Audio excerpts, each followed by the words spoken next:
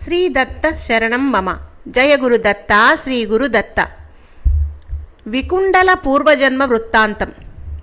యమదూత క్షణకాలం ధ్యాన నిమగ్నుడయ్యాడు. వికుండలుడితో మైత్రీబంధం అతనికి ఒక నిర్బంధమయ్యింది. జ్ఞానదృష్టిని సారించాడు. విషయమంతా అతడికి అవగతమయ్యింది. మెల్లగా కన్నులు తెరిచాడు. వైశ్యకులోద్భవ వికుండల, నీ పూర్వజన్మ వృత్తాంతము, నీ సంచిత పుణ్యము అంతా సహేతుకంగా చెబుతాను విను అంటూ చెప్పనారంభించారు. పూర్వకాలంలో అత్యంత మనోహరమైన మధువనం ఒకటి ఉండేది.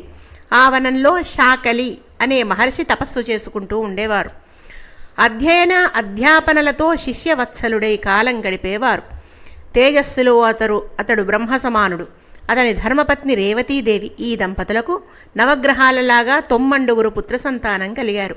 వారిలో ధ్రువుడు, క్షమి, మధుడు, తారుడు, జ్యోతిష్మంతుడు అనే 5 పరమ వైష్ఠికులు, కర్మిష్ఠులు, నిత్యాగ్నిహోత్రులు, గృహస్థాశ్రమ ధర్మాలు పాటిస్తూ గృహస్థాశ్రమాలు స్వీకరించి హాయిగా ఉన్నారు. వీరిలో ధ్రువుడు అంటే ధ్రువ చరిత్రలో ఉత్తానపాదుడు, సునీతికి పుట్టిన ధ్రువుడు కాదు. శాకలి మహర్షికి రేవతీదేవికి పుట్టిన ఒక కుమారుడు పేరు కూడా ధ్రువుడే. అది గమనించాలి. ఇక తక్కిన 4 కుమారులు విరక్తి మార్గం ఎంచుకున్నారు. వీరు నిర్మోహుడు, జితమాయుడు, ధ్యానకాస్తుడు, గుణాతికుడు. వీరు 4 పేర్లకు తగినట్లు గృహస్థాశ్రమాన్ని స్వీకరించకుండా సరాసరి సన్యాసాశ్రమం స్వీకరించారు. సర్వకర్మ నిస్పృహులై, నిస్సంగులై, నిష్పరిగ్రహులై, శిఖాయజ్ఞోపవీతరహితులై అరణ్యాలలో తపస్సులు చేసుకుంటున్నారు. వీరి దృష్టిలో బంగారం ముద్దకు మట్టిగడ్డకు తేడా లేదు. ఆకులో అలములో మొలలకు ఆచ్ఛాదనగా ధరించడం, పండో ఫలమో దొరికింది తినడం, ఇది వీరి జీవయాత్ర. రేయింబవళ్ళు బ్రహ్మజ్ఞానపరాయణులై కాలం గడుపుతున్నారు. జితేంద్రియులు, జితాహారులు, వాతశీత సహిష్ణువులు. ఈ చరాచర జగత్తులో అణువున విష్ణుమూర్తిని దర్శిస్తూ మౌనంగా భూగోళమంతటా సంచరించడమే వారి జీవన విధానం. అణువంతైనా కర్మాచరణం చేయని యోగులు, దృఢజ్ఞాన సంపన్నులు, సద్విచార విశారదులు. వీళ్ళు 4 ఒక రోజున నీ ఇంటికి వచ్చారు. అంటే వికుండలుడి ఇంటికి వచ్చారు పూర్వజన్మలలో. అప్పుడు నీవు మత్స్యదేశంలో విప్రుడుగా అంటే బ్రాహ్మణుడిగా భార్యాపుత్రాదులతో ధర్మబద్ధంగా గృహస్థ జీవితం గడుపుతున్నావు. నీకు అది 8వ జన్మ. వైశ్వదేవం ముగించుకుని అతిథుల కోసం ఎదురు చూస్తూ నీవు వాకిలిలోకి వచ్చేసరికి ఈ 4 నిరీహులు నీకు కనిపించారు. ఆదరంగా స్వాగతం పలికి అర్ఘ్యపాద్యాదులతో అతిథి మర్యాదలు చేసి సముచిత ఆసనాల మీద నీవు కూర్చోబెట్టావు. సాష్టాంగ నమస్కారాలు చేసి అంజలిబద్ధుడవై వినమిత శిరస్కుడవై నిలబడ్డావు. మహానుభావులారా, ఇప్పటికి నా జన్మ సఫలమయ్యింది, జీవితం సఫలం అయ్యింది. విష్ణుమూర్తి ప్రసన్నమయ్యాడు, మీ 4 రూపాలలో ప్రత్యక్షమయ్యాడు. ఇప్పుడు నేను పవిత్రుణ్ణయ్యాను, ధన్యోస్మి. నా గృహం ధన్యమైంది, నా ఇల్లాలు ధన్యమైంది, నా తల్లిదండ్రులు ధన్యమయ్యారు, నా చదువు, నా ధనము, నా గోవులు సమస్తము ధన్యమయ్యాయి. తాపత్రయాలను హరించే మీ పాదాలకు శిరస్సు వంచి నమస్కరించగలిగాను. విష్ణు సందర్శనతో సాటి వచ్చే మీ దర్శన మహాభాగ్యం లభించింది. ఎంత అదృష్టం, ఎంత అదృష్టం అనుకుంటూ అని పలుకుతూ 4 స్వయంగా శ్రద్ధగా కాళ్ళు కడిగి ఆ నీళ్లు భక్తితో శిరస్సున జల్లుకున్నాడు. అటుపైన వారికి పాద పూజలు చేశారు, షోడశోపచారాలు చేశారు. రుచిగా శుచిగా శాఖ పాకాలతో విందు భోజనం పెట్టావు. ఆ 4 పరంజ్యోతి అయిన పరబ్రహ్మను ధ్యానిస్తూ ఆ రోజుకి నీ ఇంటిలో విశ్రాంతి తీసుకున్నారు. వణిపుత్రక యతి పాదోదకం పురాకృత పాపసంఘాలను పారద్రోలుతుంది. అది అక్షయ ఉదకము. 7 జన్మలను పాపరహితాలుగా ప్రక్షాళన చేస్తుంది. ఇక పరమహంసలకు ఆతిథ్యమిచ్చిన పుణ్యఫలం ఎంతటిదంటే 1000 సంవత్సరాలకైనా కానీ నేను వివరించలేను. ఈ చరాచర జగత్తులో ప్రాణులు శ్రేష్టమైనవి. ఆ ప్రాణులలో మతిజీవులు శ్రేష్టమైనవి. మతిమంతులలో నరులు శ్రేష్ఠులు. వారిలో బ్రాహ్మణులు శ్రేష్ఠులు. వారిలో విద్వాంసులు, విద్వాంసులలో ధర్మ నిర్ణయం చేయగలిగిన కృత బుద్ధులు శ్రేష్ఠులు. వారిలో మళ్ళీ స్వయంగా ధర్మాచరణ చేసే కర్తలు, ఆ కర్తల్లోనూ బ్రహ్మవేత్తలు ఉత్తమోత్తములు. బ్రహ్మవేత్తల కన్నా ఉత్తములు, శ్రేష్ఠులు భూతకాలంలో కానీ, భవిష్యత్తులో కానీ, వర్తమానంలో కానీ ఉండరు. అందుచేతనే బ్రహ్మవేత్తలు జగత్రయ పూజ్యులు. వారి సాంగత్యం సర్వపాప వినాశకం, సకల పుణ్యప్రదం. అంతటి యతి పుంగవులు, అంతటి బ్రహ్మవాదులు నీ ఇంట సత్కారాలు పొందారు, ఆతిథ్యం స్వీకరించారు, విశ్రాంతి తీసుకున్నారు. వికుండలా 8వ జన్మలో నీవు ఇలా ఆర్జించుకున్న పుణ్యం కొండంతయున్నది. అది నీ అగ్రజుడికి ధారపోయి నరకం నుండి విముక్తి పొందుతాడు అని తెలిపారు. ఇక వికుండలుడు సంబరపడుతూ యమదూతకు ధన్యవాదాలు పలికి సాష్టాంగ నమస్కారం చేసి తన పూర్వపుణ్య ఫలాన్ని శ్రీకుండలుడికి దారపోశాడు. వెంటనే శ్రీకుండలుడు అసిపత్ర మహానరకం నుండి విముక్తుడయ్యాడు. యమదూత సత్కృతుడై వీడ్కోలు తీసుకున్నాడు. దేవతలు ఆ ఇద్దరు సోదరుల మీద పారిజాత పుష్పవృష్టిని కురిపించారు. దివ్య విమానంలో స్వర్గలోకానికి తీసుకువెళ్లారు. మాఘస్నాన మహిమ చెప్పడానికి దత్తాత్రేయుడు కార్తవీర్యార్జునుడికి వినిపించి ఈ కథను చదివిన వారు, విన్నవారు 1000 గోవులని సద్విప్రులకు దానం చేసిన ఫలితాన్ని పొందుతారని ఫలశ్రుతిని ప్రకటించారు. శ్రీ దత్తగురుత్తమ, మాఘస్నానానికి ఇంతటి అద్భుత శక్తి ఎలా వచ్చింది?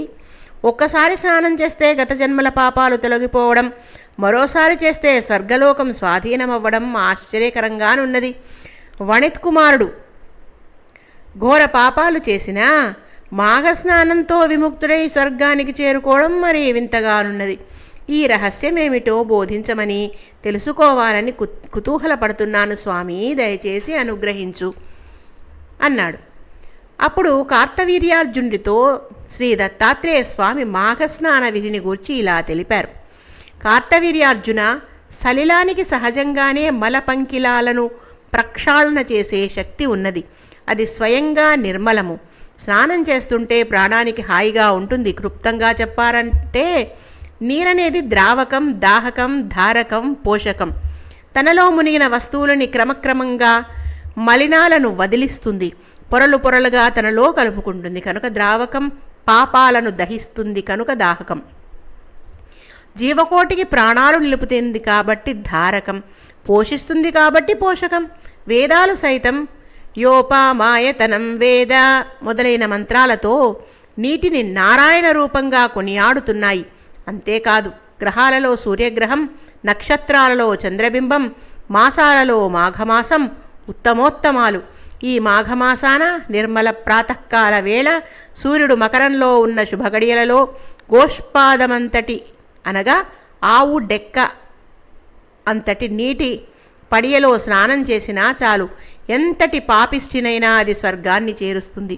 మాఘమాసం నెల్లాళ్ళు తెల్లవారుజామున నదీ స్నానం చేయడం అనేది ఒక వ్రతం, ఒక యోగం. దీనికి అశక్తులైన వారు కనీసం 3 నాళ్లైనా మాఘస్నానాలు చేయాలి. యథాశక్తిగా ఏదో ఒక వస్తువు దానం చేయాలి. అలా చేసిన వ్యక్తి మరి ఇంక ఏ జన్మలోనూ దారిద్ర్యం అనుభవించడు. పైగా ధనవంతుడుగా, దీర్ఘాయుష్కుడుగా ఇహపర సుఖాలను పొందుతాడు. 5 రోజులు కానీ 7 రోజులు కానీ చేస్తే అతని పుణ్యఫలం చంద్ర కళల్లాగా వృద్ధి చెందుతుంది. మకర రాశిలో సూర్యుడు ప్రవేశించింది మొదలుకొని ప్రతిరోజు స్నాన దాన సత్కారాలకు యోగ్యమైనదే. అయితే మాఘస్నానాలు పెరట్లో చేసే కంటే వెలుపలి నదీ ప్రవాహాలలోనో సరోవరాలలో చేయడం శ్రేయస్కరం. మాఘస్నానం ఒక వ్రతమన్నారు కదా, దాని నియమాలు తెలుసుకొని పాటిస్తే అధిక పుణ్యఫలం దక్కుతుంది. నెల్లాళ్ళు నేల మీదే పరుండాలి. స్థండిల శయనమే తప్ప హంసతూరికా తల్పాల మీద శయనం పనికిరాదు. తిలవిమిశ్రితమైన ఆజ్యంతో హోమాలు చేయాలి. సనాతనుడైన వాసుదేవుణ్ణి ముప్పొద్దులా అర్చించాలి. మాధవార్పణంగా అఖండ దీపారాధనం చేయాలి. వ్రతం ముగిసేదాకా దీపం మలగరాదు. కంబళ్ళు, దోవతులు, పాదరక్షలు, పసుపు కుంకుమలు, నెయ్యి, నూనె, కార్పస కౌశేయాలు అంటే చొక్కా గుడ్డలు, దూది, నూలు, దుప్పట్లు ఇలాంటివే ఇంకా ఉపయోగపడే వస్తువుల్ని శక్తి సామర్థ్యాలు దాచుకోకుండా దానం చేయాలి. గురువింద గింజంతైనా బంగారం బ్రాహ్మణుడికి దానం చేయగలిగితే అది సముద్రంలాగా అక్షయమై ఎప్పుడూ తరంగితమవుతూ ఉంటుంది. వ్రత స్వీకారం చేసిన విప్రుడు పరాగ్నిని సేవించకూడదు. దానాలు పట్టరాదు. శీత బాధ నివారకమైన ఇంధనాన్ని ఈ నెలలో దానం చేస్తే మరీ మంచిది. మాఘస్నాన వ్రతం ముగిసిన వెంటనే ధనలోభం లేకుండా అన్న సంతర్పణం చేయాలి. బ్రాహ్మణులకు భోజనాలు పెట్టాలి, దక్షిణ తాంబూలాలు అందించాలి. ఏకాదశి నాడు మాఘోద్యాపనం అచ్యుతార్పణంగా శ్రద్ధగా విధి విధానంగా చేయాలి. బంగారం లేదా వెండి శ్రీహరి ప్రతిమలను ద్విజోత్తములకు వినయ విధేయతలతో అర్పించి బహూకరించాలి. బ్రాహ్మణ దంపతులను లక్ష్మీనారాయణ స్వరూపులుగా భావించి యథోచితంగా పూజించి భోజన సంతృప్తుల్ని గావించాలి. మకరస్థే రవౌ మాఘే గోవిందాచ్యుత మాధవ స్నానేనానేన దేవేశ యథోక్త ఫలదో భవ. ఈ శ్లోకాన్ని మనసులో జపిస్తూ మౌనంగా మాఘస్నానం చేయాలి. సారాంశం ఏమిటంటే దిక్కులు చూస్తూ మనసు చెదరగొట్టుకోకుండా కేశవనామాలు జపిస్తూ స్నానం చేయాలి. దేవేశ, ఈ స్నానంతో నాకు రావలసిన పుణ్యాన్ని దక్కించు అని ప్రార్థిస్తూ స్నానం చేయాలి. చేశాక కూడా కేశవనామాలే జపిస్తూ ఇంటికి చేరుకోవాలి. యథావిధిగా అర్చనలు, పూజలు, దానాలు, జపాలు సాగించాలి. వేడి నీళ్లతో 6 ఏళ్ల పాటు మాఘస్నానాలు చేసిన పుణ్యఫలం ఒక్కసారి మకరవేళ పెరటి బావి చన్నీళ్లతో స్నానం చేసినందువల్ల లభిస్తుంది. 12 ఏళ్ళు పెరటి బావి స్నానాల ఫలితం ఊరి వెలుపల వాపీకూప తటాకాల్లో ఒక్కసారి స్నానం చేసినంతనే దక్కుతుంది. తటాక స్నానంతో ద్విగుణంగా, పిల్లకాలువ స్నానంతో చతుర్గుణంగా, దేవఖాత స్నానంతో అంటే కోవెల కోనేరు స్నానంతో దశగుణంగా, మహానదీ స్నానంతో శతగుణంగా, నదీ సంగమ స్నానంతో చతుశ్శత గుణంగా, గంగానదీ స్నానంతో సహస్రగుణంగా పుణ్యఫలం లభిస్తుంది. గంగానదిలో మకర మాఘ స్నానం చేస్తే ఆ పుణ్యాత్ములు చతుర్యుగ సహస్రాంతాలకు దేవలోకం నుంచి పతనం చెందరు. ఇదే స్నానాన్ని గంగా యమున సంగమ స్థానంలో చేస్తే ఇంతకు రెట్టింపు పుణ్యఫలం లభిస్తుంది. ప్రతిరోజు 1000 సువర్ణ నిష్కాలను లేదా 1000 గిత్తలను లేదా అయుత కపిల గోవులను దానం చేసే వచ్చే పుణ్యఫలం గంగా యమున సంగమంలో చేసిన ఒకే ఒక్క మాఘ స్నానంతో కైవసం అవుతుంది. ఇక ప్రయాగ మహిమ. కార్తవీర్యార్జున, గంగా యమున సంగమ స్థలాన్ని ప్రయాగ అంటారు. ఇది మహాపాప సమూహాలకు దహన వాటికగా, పాపరూప పశువులకు విశసన స్థలిగా అంటే గబేళాగా బ్రహ్మదేవుడు ఈ ప్రయాగను సృష్టించాడు. ఇది తెలుపు, గంగ తెలుపు, యమున నలుపు, ఈ జలాల కూడలి. దీని గర్భంలో సరస్వతీదేవి కూడా ఉన్నది. అయితే అది అదృశ్య రూప. ఇలా ఇది త్రివేణి సంగమము. బ్రహ్మలోకానికి ఇది మార్గం. ఈ సంగమ స్థలంలో మకర రవివేళ మాఘస్నానం చేసిన భాగ్యశాలికి మరెప్పుడూ ఏ గర్భకోశంలోనూ మునగాల్సిన అవసరం ఏర్పడదు. అపునర్భవమైన ముక్తిని పొందుతాడు. దేవతలకు సైతం దురాసదమైన వైష్ణవమాయ కూడా మాఘంలో ఇక్కడ దగ్ధమవుతుంది. అంతటి శక్తి, అంతటి పవిత్రత ఉన్న తీర్థం ఇదొక్కటే. రకరకాల పుణ్యకార్యాలకు ఫలాలుగా దక్కిన ఆయా తేజోమయ లోకాలలో విహరించి భోగాలను అనుభవించిన పుణ్యజీవులు ఈ సంగమ తీర్థంలో మాఘస్నానం చేసి శ్రీమన్నారాయణుడిలో లీనమవుతారు. మకర రవివేళ ఈ సితాసిత జల సంధిలో స్నానం చేసినందువల్ల వచ్చే పుణ్యాన్ని కానీ, ఆ పుణ్యానికి తగిన స్థానాన్ని కానీ చిత్రగుప్తుడైనా లెక్కగట్టి చెప్పలేడు. 100 ఏళ్ల నిరాహార వ్రతానికి, 300 ఏళ్ల యోగాభ్యాసానికి, కురుక్షేత్రంలో సూర్యగ్రహణ సమయాన 100 బారువుల బంగారం దానం చేసిన దానికి, 1000 రాజసూయ యాగాలు నిర్వహించిన దానికి లభించే పుణ్యఫలం ఇక్కడ త్రివేణిలో 3 మాఘస్నానాలు చేస్తే చాలు వచ్చి ఒడిలో పడుతుంది. మరి ఒక రహస్యం చెబుతాను విను. ఈ భూగోళం మీద ఉన్న సకల తీర్థాలు, సమస్త పుణ్యక్షేత్రాలు ఈ త్రివేణి సంగమంలో మాఘస్నానానికి వేంచేస్తాయి. అప్పటిదాకా తమలో మునిగిన పాపాత్ముల కిల్బిషాలతో నల్లబడ్డ ఈ తీర్థాలు త్రివేణి మాఘస్నానంతో కిల్బిషాలను పూర్తిగా వదిలించుకుని తెల్లబడతాయి. జీవుడి ఆవిర్భావం నుంచి జన్మ జన్మాంతరాల్లో మనోవాక్కాయ కర్మలతో కూడబెట్టుకున్న మహాపాపరాశి అంతా ఇక్కడ మాఘస్నానంతో పిడికెడు బూడిదయ్య ఈ నీళ్లలో కరిగిపోతుంది. ఇక్కడ 3 మాఘస్నానాలు చేస్తే చాలు ఎంతటి నరాధముడైనా కుబుసంలాగా పాపాలను వదిలేసి పవిత్రుడై అమరధామం చేరుకుంటాడు. కురుక్షేత్రంలో ఎక్కడ గంగా స్నానం చేసినా ఇదే ఫలితం. ఇంతకన్నా వింధ్య గంగా సంగమంలోనైతే 10 రెట్లు, ఉత్తరవాహినిగా గంగ ప్రవహిస్తున్న కాశీలోనైతే 100 రెట్లు, గంగా యమునా సంగమంలోనైతే అంతకన్నా 100 రెట్లు, పశ్చిమ వాహినిగా గంగ ప్రవహిస్తున్న చోటనైతే 1000 రెట్లు అధికంగా స్నాన పుణ్యఫలం లభిస్తుంది.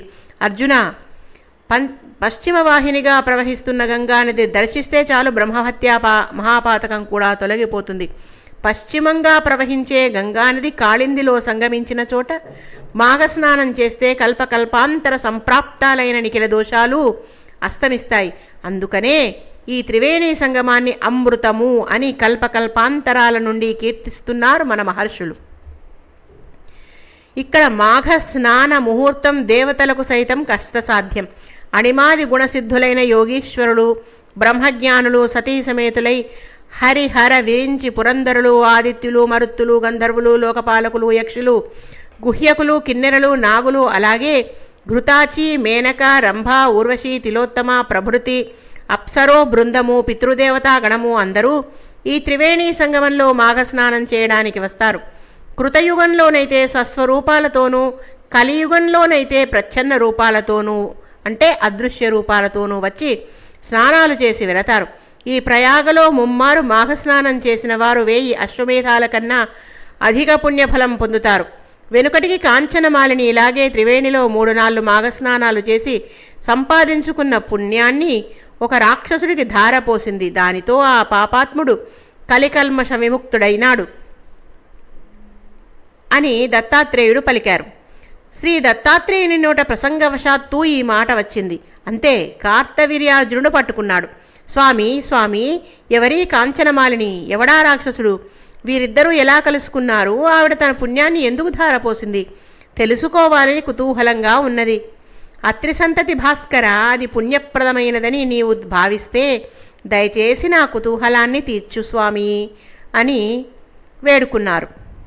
అప్పుడు దత్తాత్రేయ స్వామి కార్తవీర్యార్జునుడితో, కార్తవీర్యార్జున, అసలే నేను శిష్యపరాధీనుణ్ణి, నీవా నన్ను గెలుచుకున్నవాడివి. నీవు అడగడము నేను కాదనడమునా? తప్పకుండా చెబుతాను. ఇది పుణ్యప్రదమైన కథ, అత్యంత పురాతనమైన ఇతిహాసం. దీన్ని చెప్పడమో వినడమో కాదు, తలచుకుంటే చాలు అశ్వమేధ ఫలం లభిస్తుంది. శ్రద్ధగా విను అంటూ చెప్పనారంభించారు. శ్రీదత్త శరణం మమ. జయ గురుదత్త, శ్రీ గురుదత్త, జయ గురుదేవ దత్త.